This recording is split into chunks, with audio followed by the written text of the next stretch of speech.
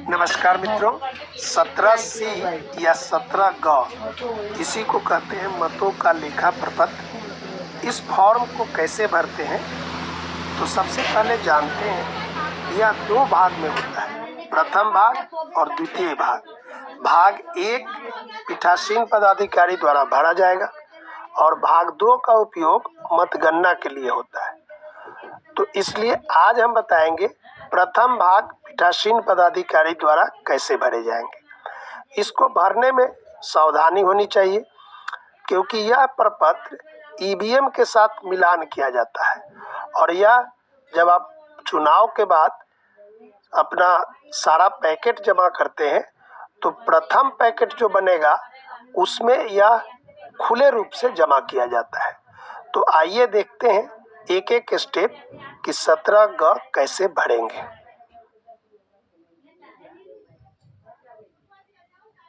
यहाँ पर जो संख्या और जगह दी गई है वो मात्र उदाहरण है। ये काल्पनिक भी हो सकता है, संजोग से मिल भी सकता है, लेकिन आप जब बूथ पर जाएंगे तो अपने अनुसार संख्या और स्थान को लिखेंगे। सबसे पहले जहाँ पर आपकी ड्यूटी मिलेगी, जिस विधानसभा क्षेत्र में होगा उसकी संख्या, उसका नाम और बगल में अगर वो एसटी क्षेत्र है या एसी क्षेत्र है तो वह भी दर्ज कर देंगे।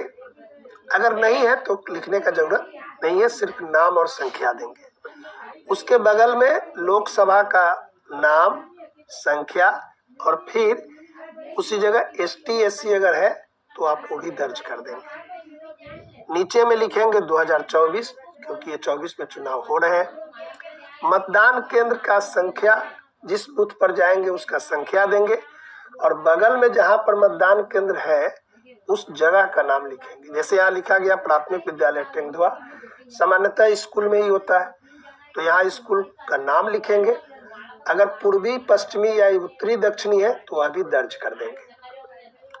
उसके नीचे में जो आपको 3 मशीन मिला है उसमें पहला कंट्रोल यूनिट का नंबर देंगे, बैलेट यूनिट का नंबर देंगे, वीवीपैट का नंबर देंगे। वो आपको मिलेगा, एड्रेस टैग में होता है, उसको देखकर भर लीजिएगा। 1 नंबर में है, देखिए यहाँ से ध्यान से पढ़िए कि मतदान केंद्र के लिए नियत निर्वाचकों की कुल संख्या। तो जितना आपका वोटर लिस्ट में संख्या है वह और प्लस ईडीसी, यदि ईडीसी मतदाता आएंगे तो नाम एक्स्ट्रा होता है, इसलिए 625 जोड़ 5 हम लिख दिए। अगर ईडीसी नहीं होगा तो आपका संख्या सिर्फ 625 यानी जो आपका कुल वोटर लिस्ट में नाम है वही होगा। समझ गए? आगे बढ़ते हैं। मतदाता रजिस्टर में जो कुल नाम दर्ज हुआ यहाँ पर 527 है। अब 3 नंबर को ध्यान से देखिए, यहाँ पर है कि मत रिकॉर्ड नहीं करने का भी निश्चय करने वाले कि 17 में मतदाता का क्रम संख्या लिख दिया गया, उसका नंबरिंग लिख दिया गया, जो चीज लाया था प्रमाण भी लिख दिया, हस्ताक्षर भी हो गया। उसके बाद वो मत देने से इनकार किया तो हम रिमार्क में लिख देते हैं कि मत देने से इनकार किया। वही संख्या यहाँ पर है 05, यानी मेरे बूथ पर 5 लोगों ने इनकार किया। अगर आपके यहाँ कोई इनकार नहीं करेगा तो यह संख्या 0 होगा, अगर इनकार करेगा तो संख्या लिख देंगे। 4 नंबर 49M के अधीन मतदान के लिए अनुज्ञात नहीं किए गए। मतदान के लिए कुछ नियम है जिसको पालन करना होता है सभी मतदाताओं को भी। अगर उसका उल्लंघन किया, जैसे गोपनीयता भंग किया या कुछ अन्य कारण से, तो पीठासीन अधिकारी द्वारा उसे मत देने से रोका जाता है। वह संख्या है, यहाँ हम 02 लिखे हैं। अगर आपके क्षेत्र में नहीं है तो 0 लिखेंगे। अब 5 नंबर में देखिए 49M के अधीन, यानी ये टेस्ट वोट का ये है। तो अगर आपके यहाँ टेस्ट वोट होगा तब भरेंगे और नहीं तो 0 लिख देंगे या नहीं लिख देंगे। ओके, जब होगा तब नीचे घटाए जाने के लिए मत, यानी कि कितना मत हुआ है उसकी संख्या दीजिए, तो कुल संख्या। और बगल में है कि प्रारूप 17K में मतदाताओं का जो टेस्ट वोट किया उसका क्रम संख्या कहाँ मिलेगा? 17K में। अगर 0 है तो ये सब भरने का जरूरत ही नहीं पड़ेगा।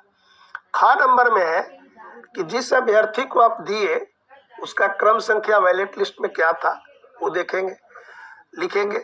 और उसका नाम लिखेंगे और उसको कितना मत टेस्ट हुआ है वह भी दर्ज करेंगे। यहाँ पर है क्रम संख्या लिखेंगे, शून्य लिखे हुए हैं, लेकिन आप अगर 1 नंबर लिखे तो पहला अभ्यर्थी कौन था उसका नाम, 2 नंबर लिखेंगे दूसरे अभ्यर्थी का नाम।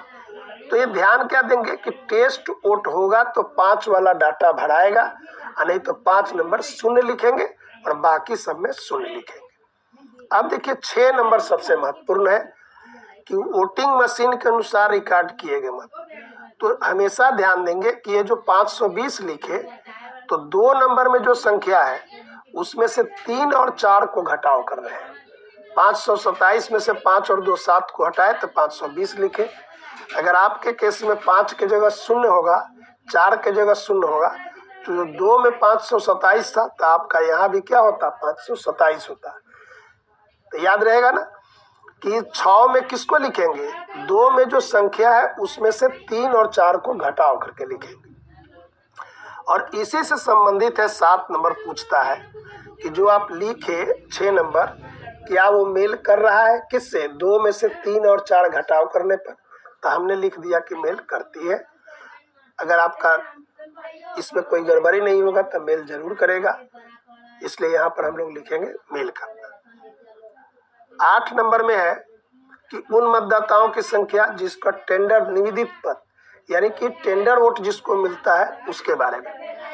तो यहाँ पर टेंडर मत पत्र कितने मिलते हैं, 20, सब लोग जानते हैं। तो यहाँ हम लिख दिए कि प्रयोग के लिए प्राप्त 20 और उस बैलेट का क्रम संख्या देना है। हम तो यहाँ लिखे 100, 100, 120 तक, लेकिन आपका जो क्रम होगा उसको लिखिएगा। नीचे है कि निर्वाचकों को जारी किया गया टेंडर वोट पड़ेगा तो संख्या देंगे, लेकिन हम लिखते हैं 0 यानी टेंडर वोट नहीं पड़ा। तो नीचे है अप्रयुक्त यानी वापस। तो अगर हम 20 लिए और कोई उपयोग नहीं हुआ तो 20 वापस किए। अगर आपके यहाँ होगा तो 20 यहाँ, अगर 1 होगा यहाँ 0 की जगह तो आप नीचे 19 लिखेंगे। यानी कि बी और सी का जोड़ कितना होना चाहिए, 1 के बराबर होना चाहिए। ठीक है। अब नीचे देखिए यहाँ पर है पेपर सीलों का लेखा क्रम संख्या। तो जितना मिला प्रदाय की गई प्रयोग हेतु पेपर सील, सामान्यतः 3 लिखे हैं, आपको जितना मिलेगा उतना लिखेंगे, 3 या 4 ही मिलता है, उसका क्रम संख्या लिखिएगा। यहाँ पर हम लिखे हैं काल्पनिक है 12 ए, आपका जो होगा वो लिखेंगे। और देखिए दाहिने साइड में 1 2 3 इस तरह है, तो ये है मतदान अभिकर्ता का संख्या, 1 2 3, जितना मतदान एजेंट होगा उसका हस्ताक्षर भी यहाँ करा लेना है। समझ गए। 2 नंबर में है कि कितना प्रयुक्त हुआ, तो 1 मशीन मिलेगा तो 1 प्रयुक्त होगा। अगर किसी कारण से खराब हो गया मशीन तो 2 भी हो सकता है। हम यहाँ पर 1 लिखे हैं और 1 का क्रम संख्या लिखे हैं। तो अगर 1 CU यानी कंट्रोल यूनिट होगा तो 1 होगा, अगर 2 होगा तो 2 यूज होगा। तो हम 1 यूज कर लिए तो बचा कितना, 2। तो 3 नंबर में वही देना है कि जो रिटर्निंग अफसर को हम वापस कर रहे हैं, तो 1 उपयोग में किए और कुल संख्या 2 और उसी का क्रम संख्या। यहाँ जो 3 लिखा हुआ है 3 मतदान अभिकर्ता का हस्ताक्षर कराना है, ध्यान रखिएगा। 4 नंबर में है क्षतिग्रस्त पेपर सील, यानी कोई पेपर सील फट गया तो उसकी संख्या देंगे। हम यहाँ 0 लिखे हैं इसलिए क्रम संख्या काट दिए हैं। अगर आप संख्या देंगे तो यहाँ क्रम संख्या भी लिखेंगे। उसके नीचे आएंगे तो जहाँ पर आपका बूथ था उसका स्थान, उसके नीचे जिस दिन मतदान हुआ वो तारीख देंगे, उसके नीचे पीठासीन अधिकारी हस्ताक्षर करेंगे और मतदान केंद्र संख्या लिखेंगे। और जो डिस्टिंग्विश मार्क मतदान केंद्र संख्या का मुहर होता है उसको भी लगा देंगे। यहाँ पर नीचे बढ़िए तो भाग 2 में गणना परिणाम से संबंधित है, इसलिए भाग 2 नहीं भरना है। इस 17 को आप 1-2 बार भरेंगे तो बहुत आसानी से भर सकते हैं। अगला वीडियो पीठासीन अधिकारी घोषणा पत्र कैसे भरते हैं उसको बताएंगे।